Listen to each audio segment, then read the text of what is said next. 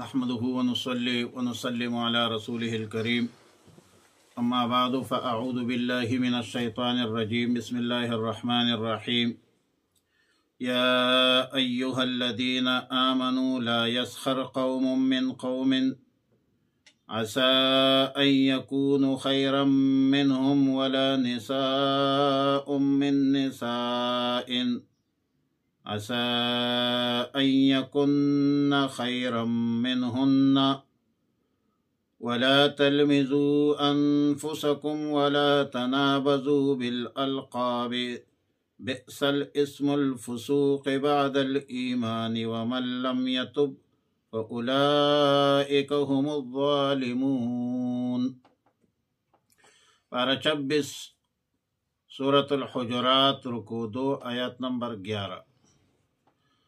سورہ حجرات کے شروع میں رسول اللہ صلی اللہ علیہ وسلم کے حقوق و آداب کا بیان، پھر مسلمانوں کے باہمی حقوق و آداب معاشرت کا بیان، آیت نمبر 10 میں اجتماعی اور جماعتی اصلاح کا بیان۔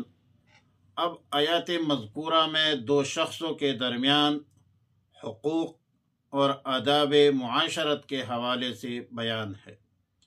آیات مذکورہ میں 3 چیزوں کو منع فرمایا ہے۔ نمبر 1 تمسخر، کسی کا مذاق اڑانا۔ نمبر 2 عیب نکالنا۔ نمبر 3 برے القاب سے کسی کو پکارنا۔ تمسخر یا سخریہ اس کو کہتے ہیں کہ کسی شخص کی انسلٹ، تحقیق، توہین کے اساس پر اس میں عیب نکالے، اس کے عیب کو اس طرح ذکر کرے جس سے لوگ ہنسنے لگے، اور یہ زبان سے بھی ہو سکتی ہے، ہاتھ سے بھی ہوتا ہے، اشارہ سے بھی ہوتا ہے، کنایہ سے، نقل اتارنے سے بھی ہوتا ہے۔ یہ سب طریقے نص قطعی سے حرام ہے، ناجائز ہے۔ قرآن کریم نے تمسخر کی ممانعت اتنی اہتمام سے بیان فرمایا ہے کہ مردوں کو الگ خطاب، عورتوں کو الگ خطاب۔ مردوں کو جو خطاب کیا وہ قوم سے تعبیر فرمایا، اور عورتوں کو نساء سے مخاطب کر کے تعبیر فرمایا۔ مردوں کو بھی اور عورتوں کو بھی یہ ہدایت کی ہے کہ جو مرد کسی دوسرے مرد کے ساتھ استہزاء کرے، تمسخر کرے، کیا پتہ ہے، کیا خبر ہے، کیا معلوم ہے کہ شاید وہ اللہ کے نزدیک استہزاء کرنے والوں سے بہتر ہو، افضل ہو۔ اسی طرح جو عورت کسی دوسرے عورت کے ساتھ استہزاء اور تمسخر کا معاملہ کرتی ہے تو مذاق اڑانے والی عورتوں سے شاید وہ عورت اللہ کے نزدیک معتبر ہو، بہتر ہو، وہ عورت جس کا مذاق اڑایا جاتا ہے۔ آیات مذکورہ میں مردوں کا عورتوں سے استہزاء یا عورتوں کا مردوں سے استہزاء کا ذکر نہیں ہے، حالانکہ مردوں کے لیے جائز نہیں کہ عورتوں کا مذاق اڑائے، اور عورتوں کے لیے بھی جائز نہیں کہ مردوں کا استہزاء کرے۔ اشارہ ہے اس طرف کہ چونکہ مردوں اور عورتوں کا اختلاط، میل جول شریعت مطہرہ میں ممنوع ہے، اور جب اختلاط ممنوع ہے تو تمسخر اور استہزاء کا تحقق اور اس کا وجود جو ہے وہ بھی نہیں ہوگا۔ اسی طرح عورتوں کے لیے بھی مردوں کا استہزاء اور مذاق اڑانا بھی ناجائز ہے۔ بہرحال کسی شخص کی، کسی فرد کی، عورت کی، مرد کی کسی بھی شکل میں، صورت میں، اس کے شکل و صورت، اس کے قد قامت اور اس کے قیل و قال میں، ان کے باتوں میں عیب نظر آئے تو شریعت مطہرہ دین اسلام کی تعلیمات یہ ہے کہ کسی کا مذاق مت اڑاؤ۔ کسی کو مذاق مت بناؤ. کسی کو کیا پتا ہے کہ وہ اپنے صدق میں، اخلاص میں، اخلاق میں، للہیت میں اللہ کے نزدیک معتبر ہو، افضل ہو، بہتر ہو. مسلم شریف کی روایت ہے کہ ان اللہ لا ينظر الى اشکالکم ولکن ينظر الى قلوبکم. اللہ تمہاری صورتوں کو نہیں دیکھتا، اللہ رب العالمین تمہارے دلوں کو دیکھتا ہے. کسی شخص کی ظاہر حال، اعمال، افعال کو دیکھ کر قطعی طور پر حکم لگانا درست نہیں ہے، اور حال، اعمال، افعال کو دیکھ کر وہ آپ کسی پر وہی حکم نہیں لگا سکتے، ہو نہیں سکتی. کسی کی ظاہر شکل صورت میں وہ اچھا ہو لیکن باطنی صورت میں بد شکل ہو، باطنی طور پر، ظاہری طور پر خوش شکل ہو لیکن باطنی صورت میں وہ بد شکل ہو، اور ظاہری حالات و احوال اللہ ہی جانتا ہے. اللہ تعالی ہی علیم بذات الصدور ہے. سینوں کے تمام رازوں کو اللہ ہی جانتا ہے، تو یہ کام مت کرو. دوسری چیز لمز ہے.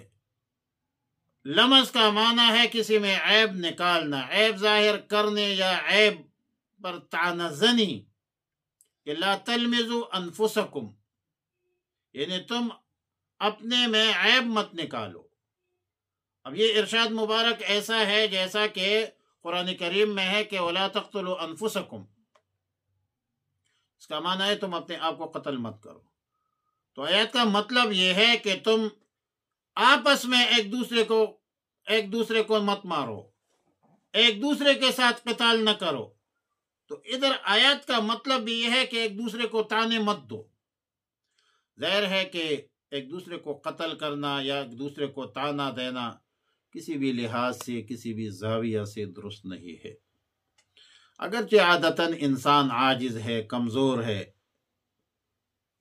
عیبوں سے کوئی خالی نہیں ہے. وہ کیا کہتے ہیں وَفِيكَ عُيُوبٌ وَلِلنَّاسِ أَعْيُنٌ. تم میں کچھ عیب ہے، لوگوں کی آنکھیں بھی ہے، لیکن ظاہر ہے کہ ایک دوسرے کو ذلیل مت کرو، ایک دوسرے کے عیوب پر نظر مت رکھو. سب سے پہلے اپنے گریبان میں جھانکو، دوسروں کے عیوب کو نظر انداز کرو، اپنی اصلاح کرو. کیا کہا تھا علامہ نے کہ اپنے من میں ڈوب کر پا جا سراغی زندگی، تو اگر میرا نہیں بنتا نہ بن اپنا تو بن. سب سے پہلے اپنے آپ کو کنٹرول کرو. تیسری چیز جس سے آیات کریمہ میں منع کی گئی ہے وہ یہ ہے کہ کسی کو، دوسرے شخص کو برے لقب سے پکارنا جس سے وہ ناراض ہوتا ہے. ایک بندہ لولا، لنگڑا، اندھا، کانا، یہ الفاظ کہہ کر پکارنا یا ایسے برے لقب سے پکارنا جس سے وہ ناراض ہوتا یا جس سے اس شخص کی تحقیر اور تذلیل مقصود ہو. سیدنا عبداللہ ابن عباس رضی اللہ تعالی عنہما فرماتے ہیں کہ آیات کریمہ میں وَلَا تَنَابَزُوا بِالْأَلْقَابِ سے مراد یہ ہے کہ کسی شخص نے کوئی گناہ کی ہے یا کوئی برا عمل کیا ہے اور پھر اس سے ثابت بھی ہو گیا ہو، تو اس کے باوجود اس کی بری عمل، ایک بندے نے چوری کیا اور آپ اس کو چور سے پکارے، زنا کیے، اب شرابی کہے، تو ایسے مت کرو. البتہ بعض نام ایسے ہیں کہ جو فی نفسی ہی برے ہے، مگر اس لفظ کے بغیر اس کے پہچان مشکل ہوتی ہے، تو ایسے نام سے پکار. محدثین میں اعرج، اہدب مشہور ہے. رسول اللہ صلی اللہ علیہ وسلم بھی ایک صحابی کو ذوالیدین سے پکڑا ہوا تو اس کے لمبے تھے، ذوالیدین اس کو کہتے تھے. محدثین میں بھی کچھ ایسے القاب ہے، مثلا حمید الطویل ہے، سلیمان الاعمش ہے، مروان الاصفر ہے، بہت سارے نام ہے. بہرحال مسلمانوں کو اچھے ناموں سے پکارنا پیار و محبت کے ناموں سے پکارنا یہ شریعت مطہرہ کا حکم ہے۔ رسول اللہ صلی اللہ علیہ وسلم بھی پیارے پیارے ناموں سے صحابہ کرام کو پکارتے تھے۔ حضرت ابوبکر صدیق رضی اللہ تعالیٰ عنہ کو عتیق کہتے تھے، سیدنا عمر بن الخطاب رضی اللہ تعالیٰ عنہ کو فاروق، حضرت امیر حمزہ رضی اللہ تعالیٰ عنہ کو اسد اللہ، اور خالد بن ولید کو سیف اللہ وغیرہ کے نام سے پکارتے تھے۔ تو نام تو ہونا چاہیے، لیکن لقب ہونا چاہیے، لیکن ایسا لقب ہو جس سے کسی کی توہین تذلیل مقصود نہ ہو، اور اس کی تعریف مقصود ہو، اس کی مذمت مقصود نہ ہو۔ یا ایہا الذین آمنو، اے ایمان والو، لا یسخر، مذاق نہ کرے، قوم، کوئی گروہ، من قوم، کسی دوسرے گروہ سے، عسا، ممکن ہے، ان یکونوا خیرا منہم، کہ وہ ہو بہتر ان سے، ولا نساء من نساء، اور نہ وہ عورتوں کا مذاق اڑائے۔ عسا، عجب نہیں ہے، قریب ہے، ممکن ہے، ان یکونا، کہ ہو، خیرا منہن، بہتر ان سے، ولا تلمزوا انفسکم، اور عیب نہ لگاؤ ایک دوسرے پر، ولا تنابزوا بالالقاب، اور نہ پکارو برے القاب سے، بئس الاسم، بئس برا ہے، الاسم نام، الفسوق نافرمانی کا، بعد الایمان ایمان کے بعد، ومن لم یتب، اور جو توبہ نہ کرے، اولئک هم الظالمون، یہی لوگ پھر کیا ہے، ظالم ہے۔ اور ظلم تو ظلم ہوتا ہے، ظلم کی سزا بڑی خطرناک ہے۔ اللہم ربنا تقبل منا انک انت السمیع العلیم وتب علینا یا مولانا انک انت التواب الرحیم۔ اللہم احسن عاقبتنا فی الامور کلها واجرنا من خزي الدنيا وعذاب الآخرة۔ اللهم وفقنا